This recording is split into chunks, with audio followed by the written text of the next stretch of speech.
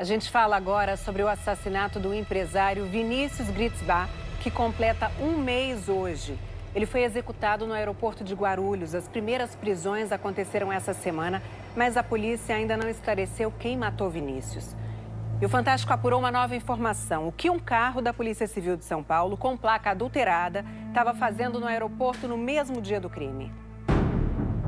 Dia 8 de novembro, 14 horas e 6 minutos. Um carro prata passa pela área de desembarque do Terminal 2 do Aeroporto Internacional de Guarulhos. 9 minutos depois, é gravado por outra câmera na rodovia que dá acesso ao aeroporto. Ao ampliar a imagem, é possível ver com nitidez a placa. E logo na primeira letra, uma adulteração grosseira. Uma fita adesiva é usada para formar a letra A. Na verdade, a letra original é um F, que forma a numeração real da placa de uma viatura descaracterizada da Polícia Civil de São Paulo. A viatura clandestina passa por mais 2 câmeras de segurança na rodovia. Quem dirigia esse carro? O que esse veículo foi fazer no aeroporto? Por que uma viatura da Polícia Civil estava circulando com a placa adulterada, o que é crime? O Fantástico ouviu pessoas envolvidas na investigação do assassinato de Vinícius. Elas contaram que no dia do ataque, essa viatura foi utilizada fora dos registros da polícia. Segundo elas, o agente que estava ao volante alegou à Corregedoria da Polícia Civil que fez uso particular de um carro oficial, um bem público, para vir ao aeroporto. E que adulterou a placa porque não queria ser descoberto. Ele afirmou que estava de férias e que viria pegar um voo para Porto Alegre, onde ele ficaria por 2 dias. Mas quem é ele? É o investigador da Polícia Civil, Alfredo Alexander Raspa da Silva. O Fantástico teve acesso com exclusividade a imagens de câmera de vigilância do aeroporto de Guarulhos que estão sendo usadas para esclarecer o caso. Depois de deixar o carro no estacionamento do Terminal 2, Alfredo caminha às 14h25. Esse é o local de execução de Vinícius. Segundo informações obtidas pelo Fantástico, o voo dele partiria por volta de 15 horas. Só que do Terminal 1, que fica a 3 quilômetros de distância dali e onde também tem um estacionamento. O policial disse que perdeu o voo e que por isso foi para casa. O Fantástico apurou que ele ficou por horas no aeroporto. Inclusive, foi visto aqui no Terminal 2 depois do ataque, quando a área já estava cercada. 16h48, cerca de 40 minutos depois do assassinato. Alfredo aparece com o celular na mão esquerda. Caminha em direção ao local do crime. Por essa outra câmera, dá pra ver que ele se aproxima e levanta o celular. Parece tirar uma foto. Vai até o meio-fio. Tira outra foto, com ele em quadro. E com o local do assassinato ao fundo, o que aparenta ser uma selfie. Atravessa a rua. Para e tira outra foto. Anda mais um pouco. Faz um novo registro da cena do crime. Observa a movimentação durante alguns segundos. Depois sai caminhando. Mas logo, retorna. Parece estar mexendo no celular. Depois, ele levanta o aparelho e volta a fotografar. Em seguida, Alfredo vai para o estacionamento. Apesar de circular em torno do local do crime, em nenhum momento Alfredo faz contato com os policiais que trabalhavam no caso. A Corregedoria da Polícia Civil instaurou um inquérito para investigar o que ele fazia no aeroporto, usando uma viatura oficial de forma clandestina e com a placa adulterada. Falo com o Alfredo? Eu conversei com o policial que dirigiu o carro. Ele disse que se equivocou de terminal, mas que tentou pegar o voo e que não conseguiu remarcar a passagem. Diz que planejava desde setembro ir a Porto Alegre fazer um curso. Explicou que ficou no aeroporto até 8 horas da noite porque tentou comprar uma nova passagem, mas desistiu da viagem por causa do preço. Sobre as fotos do crime, Alfredo falou que foi por interesse profissional, já que é policial. Ele reconheceu que errou ao usar o carro para fins particulares e disse que não conhece Vinícius e que não tem envolvimento com o crime. Nossa equipe apurou que Alfredo é policial do DEIC, o Departamento Estadual de Investigações Criminais. A viatura também é do DEIC. É o mesmo departamento onde trabalham policiais delatados por Vinícius Gritzbach. O empresário do ramo imobiliário estava sendo investigado por lavar dinheiro para o PCC. E no fim do ano passado, começou a negociar um acordo de delação premiada com o Ministério Público de São Paulo. Deu nome de integrantes da facção criminosa para quem fazia a lavagem e acusou policiais civis de corrupção. Segundo ele, eram agentes do DEIC, do DHPP, o Departamento de Homicídios e Proteção à Pessoa, e também do 24º Distrito Policial da capital paulista. Nossa equipe apurou que o nome Alfredo Alexander Raspa da Silva não aparece na delação. Em conversas com o Ministério Público, Vinícius manifestou medo de ser alvo de um atentado. Precisava de um amparo de vocês também, do que eu vou ter, porque senão vocês estão falando com morto-vivo hoje aqui. A promotoria chegou a oferecer a inclusão de Vinícius no Programa de Proteção a Vítimas e Testemunhas Ameaçadas, o PROVITA, que é federal, mas ele recusou. O empresário tinha escolta particular, formada, em sua maioria, por homens da polícia militar fazendo bico. Vinícius Gritzbach foi atingido por 10 tiros e morreu no dia 8 de novembro, quando voltava de uma viagem a Alagoas com a namorada.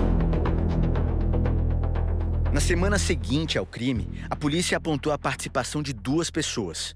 Cauê Amaral Coelho, que estava no aeroporto e informaria a quadrilha da movimentação de Vinícius no desembarque. E Matheus Augusto de Castro Mota, que teria feito um pagamento a Cauê de R$5.000 e que é dono deste carro, que, segundo investigadores, circulou pelo aeroporto no dia. Cauê e Matheus estão foragidos. A polícia conseguiu ainda imagens dos homens que atiraram em Vinícius. Eles abandonaram o carro preto que usaram no crime em Guarulhos, a 5 quilômetros do aeroporto, e seguiram de ônibus até outro local, onde continuaram a fugir, num carro dirigido por Cauê. A identidade dos atiradores não foi revelada. Na sexta-feira, foram realizadas as primeiras prisões. À tarde, depois de uma denúncia anônima, homens da rota prenderam Alain Pereira Soares e Marcos Henrique Soares Brito. Eles são tio e sobrinho. Filma ali primeiro. Os PMs apontaram que num carro que pertence a Alain, mas é usado por outros membros da família, havia um saco de munição. Isso aqui não estava no carro. Parte tinha o mesmo calibre das balas usadas no assassinato de Vinícius. Eu tenho certeza que não tinha nada dentro do carro. Meu irmão está aqui de testemunha, não tinha nada. Isso apareceu não sei da onde, dentro. Matheus Soares Brito, irmão de Marcos, foi preso por um outro grupamento da PM. Os irmãos e o tio moram no mesmo bairro de Cauê Amaral Coelho. Ontem, depois da audiência de custódia, o Ministério Público pediu a liberação de Alain e Marcos por falta de provas. Matheus Soares Brito segue preso e teve os sigilos telefônico e telemático quebrados. Ele teria ajudado o olheiro Cauê a fugir. Matheus ele não negou, ele levou o Cauê para o Rio de Janeiro, disse que teve a incumbência de tirar o Cauê da cidade e dar fuga para o Cauê. Traremos elementos robustos que demonstrarão que essa carona não existiu. Se o Cauê está no Rio de Janeiro, se coincidentemente o Matheus e o Marcos também foram para lá, que é verdade, mas não foram juntos, não estão relacionados. Marcos e Matheus são 2 irmãos do bem. A Secretaria de Segurança Pública de São Paulo, em nota, disse que durante as prisões de sexta foram apreendidos também munição e celulares, que a investigação segue sob sigilo e que informações serão preservadas para garantir a autonomia do trabalho policial. Afirmou ainda que os policiais militares que faziam escolta para Vinícius seguem afastados e que as corregedorias da PM e da Polícia Civil acompanham as apurações e que medidas pertinentes serão tomadas.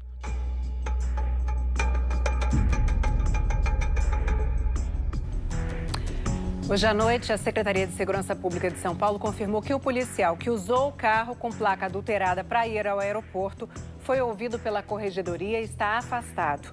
Agora o Fantástico vai mostrar com exclusividade uma parte da delação premiada que Vinícius Gritzbach fez ao Ministério Público. Ele entregou nomes de pessoas ligadas ao PCC e fez acusações de corrupção contra policiais. A reunião aconteceu em julho deste ano. Estamos aqui falando dos autos da sua colaboração premiada, anexo referente à corrupção de agentes públicos, especialmente policiais civis. Vinícius estava ali para falar de corrupção policial. Ele era acusado de mandar matar um dos chefes do PCC, Anselmo Cara Preta, em 2021. Vinícius teria dado um desfalque de R$300 milhões no criminoso em uma negociação de criptomoedas. Os responsáveis pela investigação do assassinato eram do DHPP Delegacia de Homicídios e Proteção à Pessoa. Segundo Vinícius, policiais dessa divisão estavam extorquindo dinheiro dele. O senhor recebeu algum tipo de pedido de propina por parte de alguém naquela investigação do homicídio? O advogado foi indicado pelo próprio delegado que... Vamos só falar nomes, por favor. Velson Saloto. Foi indicado pelo delegado Fábio Baena. O então advogado de Vinícius era Ivelson Saloto. O delator conta que o delegado Fábio Baena e outro policial do DHPP teriam feito ao advogado um pedido milionário de propina. Alguns dias depois, ele falou que o Eduardo e o Baena pediram uma quantia de 30, 40 milhões de reais, que eu tinha um pendrive, que eu não tinha esse pendrive. Esse Eduardo, nome, por favor? Eduardo Monteiro. Chefe dos investigadores, do Baena. Tá. Em relação a esse pedido, foi um pedido feito de propina ao Dr. Ivelson Saloto, pelo próprio Dr. Fábio Baena, e presencialmente no Mercadão. No Mercadão. Vinícius diz também que policiais tomaram um sítio que ele tinha na região metropolitana de São Paulo. Na época eu paguei, acredito que R$1,5 milhão. Tá. E como que esse sítio foi parar na mão da polícia em termos de corrupção policial? Tem o próprio chefe dos investigadores no áudio que eu estou fornecendo falando que o sítio vai ser comercializado para eu me antecipar, para eles não me roubarem. O Eduardo falando. Segundo o delator, outros 2 policiais estavam envolvidos. Quem é Flavinho que tomou o sítio? É o parceiro do Rogerinho. Tá, Rogerinho e Flavinho eram policiais. O senhor tem o nome inteiro deles? Rogério Felipe. O delator diz que os 2 policiais iriam transferir o sítio para o nome de um laranja. Sabe o nome dele? Não, mas eu posso levantar a matrícula. Quem contou essa história para o senhor? O próprio Eduardo Monteiro, chefe dos investigadores. Esse sítio hoje está formalmente na mão dele, na mão dessa pessoa? Sim. Os policiais descobriram o contrato do sítio durante uma operação na casa de Vinícius. Foram apreendidos documentos, dinheiro e uma coleção de relógios. Foram apreendidos 14 relógios. Tá. Esses relógios foram apreendidos 14, foram devolvidos para o senhor 10. Isso. Tá. E 4 ficaram com ele? Sim. Tá. Esses 4, qual o valor desses relógios? Equivalente a R$180 mil.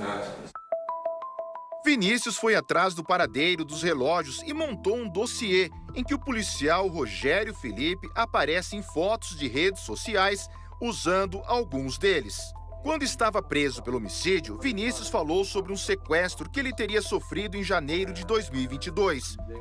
Ele teria sido levado por homens do PCC que queriam um tal pendrive, onde o empresário teria os códigos sobre as criptomoedas. Esse caso passou a ser investigado pelo DEIC, a Delegacia Estadual de Investigações Criminais, mas não houve conclusão. O senhor mencionou alguma coisa do DEIC, uma suposta corrupção do DEIC? Isso. Antes, se você do sequestro também, acho que é bom deixar assinado que o Vinícius, por mais que tenha oferecido todas as informações com riqueza de detalhes de todas as pessoas que estavam relacionadas ao sequestro dele, nenhuma dessas pessoas foram ouvidas e o inquérito do sequestro foi arquivado. E em relação ao DEIC? Em relação ao DEIC, teve os meus celulares que foram resetados lá dentro. A ocorrência, a apreensão foi dia 11/2, o reset de fábrica pelo laudo pericial da própria Polícia Civil, 13/2, o reset. Isso na busca do DEIC. Do DEIC. Tá. E aí, depois outro celular. O outro reset, 22/3 de 2022. O Fantástico teve acesso ao laudo da perícia de um dos celulares. Diz que o aparelho voltou às configurações originais de fábrica no dia 13, ou seja, todos os arquivos e mensagens foram apagados. O fato de terem devolvido o celular, eu achei que estavam me ajudando, mas não, era para o DEIC aprender e fazer isso. Os promotores suspeitam que agentes do DEIC tenham deixado de cumprir decisões judiciais para impedir que fossem revelados nomes de pessoas que tinham usado o empresário para lavar dinheiro. Teve o mandado de busca também, que eles negociaram para não fazer, né? Pediram, foi concedido e não fizeram. Negociaram com quem? Com o Cigarreira, com o Emílio. Cigarreira é o apelido de Emílio Castilho. Segundo as investigações, ele é traficante e tem ligações com o PCC. De acordo com o delator, ele participou do sequestro.